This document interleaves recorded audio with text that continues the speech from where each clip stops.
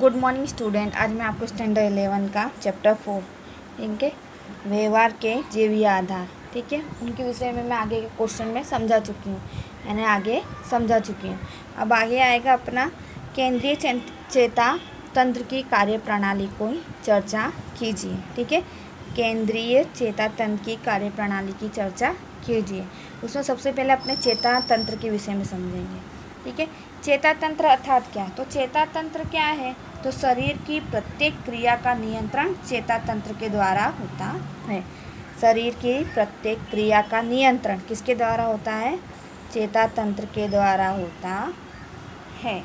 ठीक है, उत्क्रांति के स्तरों में ठीक है, यानी अपने आगे पढ़ चुके थे उत्क्रांतिवादी अभिगम के बारे में। ठीक है, तो उसमें क्या निश्चित हो गया है कि उत्क्रांति अभिगम में ये निश्चित हो गया है कि मनुष्य का स्थान श्रेष्ठ है।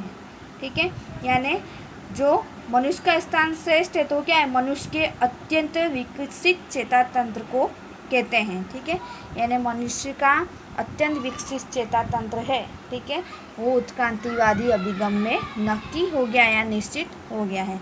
अब अपने चेता तंत्र के विभाग के बारे में समझेंगे। ठीक है, सबसे पहले क्या है? चेता तंत्र। ठीक है, चेता तंत्र को दो भागों में बांटे, केंद्रीय चेता तंत्र और परिधवर्ती चेता तंत्र। अभी अपने किसके बारे में पढ़ेंगे? केंद्रीय चेता तंत्र के बारे में, और इसके बाद वाले चैप्टर यानी टॉपिक में परिधवर्ती चेता तंत्र में, ठीक है, स्वयं संचालित के विषय में पढ़ेंगे। ठीक है, उसके बारे में डिटेल में पढ़ेंगे। अभी अपने किसके बारे में पढ़ रहे हैं? केंद्रीय चेता तंत्र के बारे में। केंद्रीय चेता तंत्र को भी दो भागों में बांटा गया है, मस्तिष्क और रीढ़। ठीक है, आप जानते हो कि मस्तिष्क, तो मस्तिष्क आप जानते हो, आगे भी पढ़ चुके हो कि अपने शरीर का कोई भी कार्य होता है वो किससे सिद्ध होता है? मस्तिष्क से सिद्ध होता है।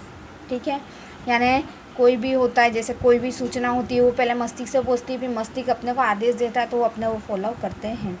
और रीढ़, अपना पता है कि अपना पूरा शरीर रीढ़ की हड्डी पर क्या है? बैलेंस है, बना हुआ है। हम लोग बैठते हैं, उठते हैं, ठीक है, वो किस पे है? रीढ़ पर। तो ये दो मेन भाग हैं। उसमें सबसे पहले अपने किसके बारे में पढ़ेंगे? मस्तिष्क के बारे में।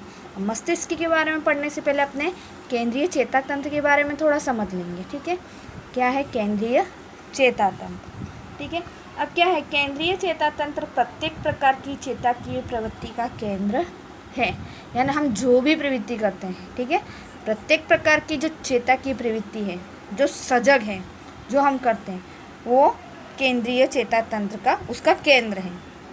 ठीक है, अब मस्तिष्क की तरफ से आने वाले संदेश, जो हमको संदेश मिलते हैं, विचार मिलते हैं, उसके आधार पर हम जो प्रक्रिया करते हैं, निर्णय प्रक्रिया करते हैं, शरीर के अवयवों को संकलित करते हैं, यानी उनको उद्देश्य देता है कि अभी चलना है, अभी दौड़ना है, अभी कार्य करना है, वो सब कार्य कौन करता है? केंद्रीय चेता तंत्र।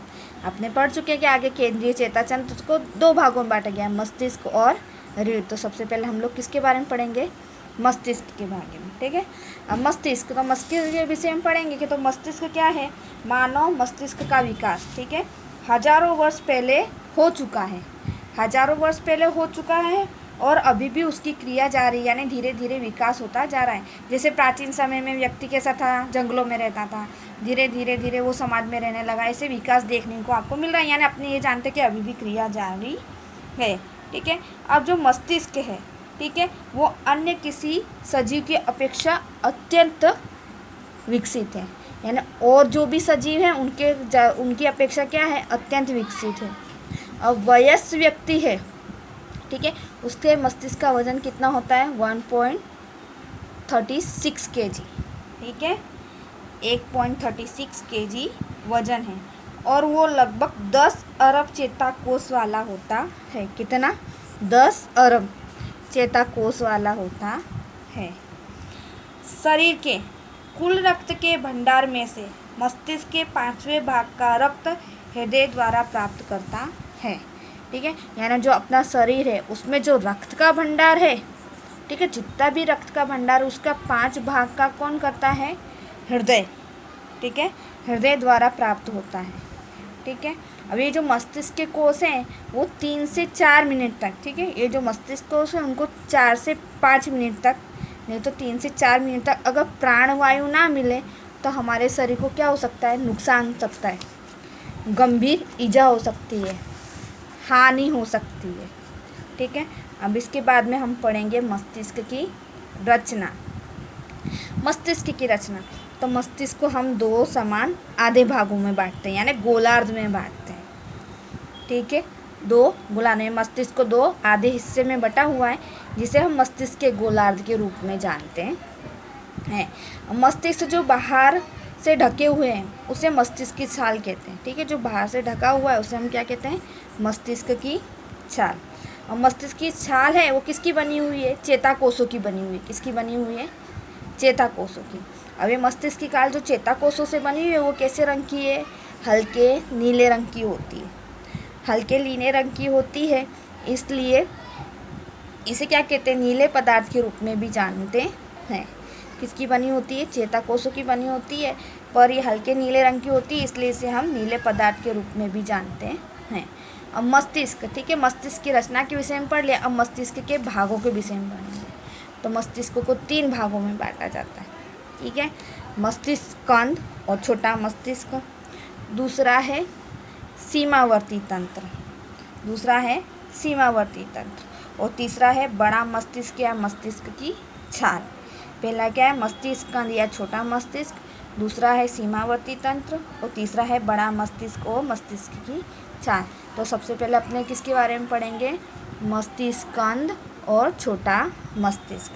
ठीक है, अब मस्तिष्क कंद है वो लंब चेता, चेता सेतु और मध्य मस्तिष्क का बना हुआ है। किसका बना है?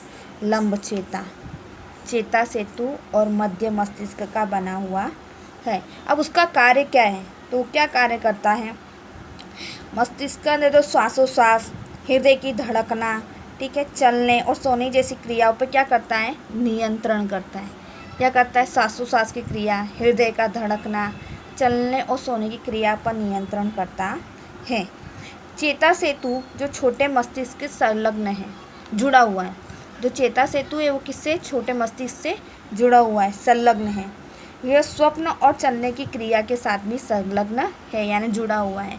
जो स्वप्न आते हैं और जो चलने की क्रिया उसके साथ जुड़ा हुआ है। अब मस्तिष्क कंद के शिखर पर, ठीक है, जो मस्तिष्क कंद है उसके शिखर पर हमको क्या देखने को मिलता है? चेताकोषों का समूह देखने को मिलता है। किसका? चेताकोषों का समूह देखने को मिलता है। एक जैसे पिंड आकार का देखने को मिलता है, उसे हम क्या कहते हैं? थैलेमस कहते हैं। क्या कहते हैं? थैलेमस के रूप में जानते हैं, यानी थैलेमस कहा जाता है। ठीक है, अब क्या है? दोनों मस्तिष्क के गोलार्धों के बीच स्थित है। ठीक है, ये जो थैलेमस है वो क्या है? जो दोनों मस्तिष्क के उनके गोलार्धों के बीच में स्थित है। जो दो गोलार्ध हैं उनके बीच में स्थित हैं। अब थैलेमस क्या करता है? तो थैलेमस दृष्टि, श्रवण, दबाव, पीड़ा जैसी सांवेदिक संकेतों का ग्रहण करता है। ठीक है, और मस्तिष्क की छाल तक उसको भेजता है, यानी उसके संदेश को भेजता है। तो उसके संदेश को जो भेजता है, जो सांवेदिक संकेतों को भेजता है, मस्तिष्क की छाल तक भेजता है, उसे हम क्या कहते हैं? रिले स्टेशन कहते हैं। क्या कहते हैं उसे? रिले स्टेशन कहते हैं। ठीक है, अब जो छोटा मस्तिष्क है, ठीक है, छोटा मस्तिष्क को क्या होता है? बड़े मस्तिष्क के पीछे की तरफ होता है। ठीक है, पीछे की तरफ स्थित होता है।